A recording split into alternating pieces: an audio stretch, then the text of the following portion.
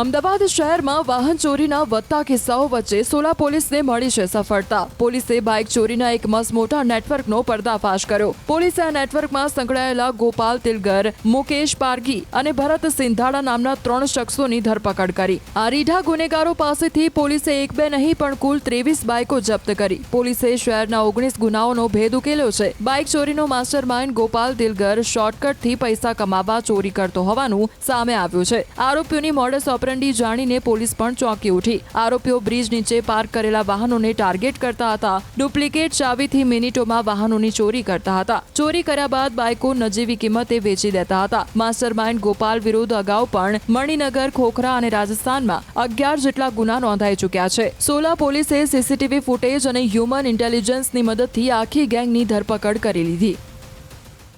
પૂછપરછમાં એ વાત ખુલેલ છે કે મુખ્ય આરોપી ગોપાલભાઈ પોતાની સાથે અલગ અલગ પ્રકારની 2 વ્હીલર ખોલી શકે એવી ડુપ્લિકેટ ચાવીઓનો એક જથ્થો રાખતો। ખાસ કરી જૂના વાહનોને ટાર્ગેટ કરવામાં આવતા। ઘસાયેલી ચાવીઓમાંથી જે પણ ચાવીથી સ્ટેરિંગ લોક ખુલે તે મોટરસાઇકલ ચોરી કરવામાં આવતી હતી।